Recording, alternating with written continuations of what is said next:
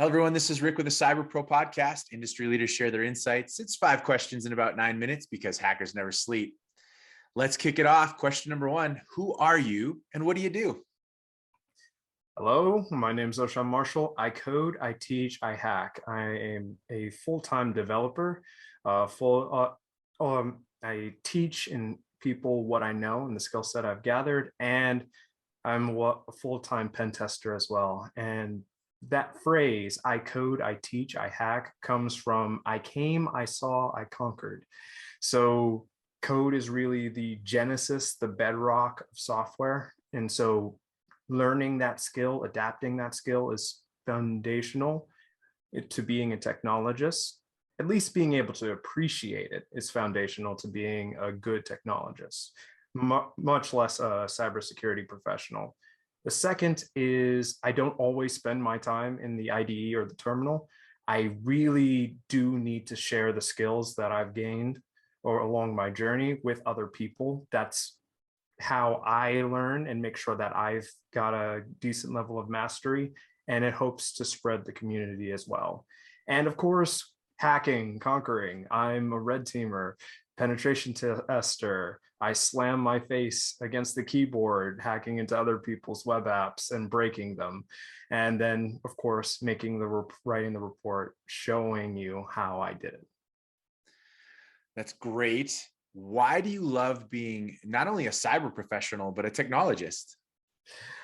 Well, that's the technologist is because I'm just weird, and there's this weird tick in my brain where spending long hours in front of the computer, like a long unhealthy hours in front of the computer, is actually very fulfilling and enjoyable for me.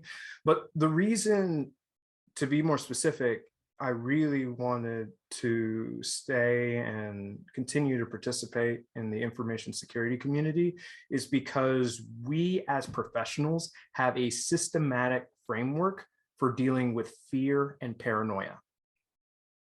In other industries and elsewhere, fear hijacks the logical processing of the brain. In here, if you go to we have a formal definition for risk. We have a formal definition for threat, and we have a formal definition for vulnerability. And it is going through that systematic framework that just quantitative and qualitative analysis, even if it's fuzzy, having a structured way leads to being a better integrated person. Your brain is fascinating. So now I'm curious about the answer to this question. We hear that cybersecurity is a top concern, right? But what does that mean to you? From my background in my work for Secure Ideas, I'm a third-party consultant.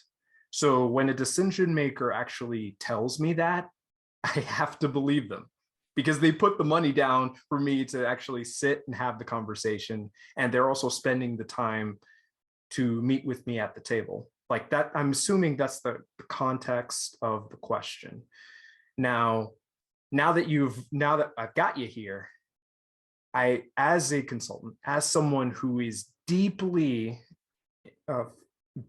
passionate about encouraging you to embrace a professionally evil mindset, I want to push you to, are you ready to go at the low level of implementations? So for example, as I'm a Node developer as well, so if I'm hacking a Node app, I will ask the questions like, are your developers doing NPM audit, or is your internal security team doing the same thing? Like that's at that low technical level.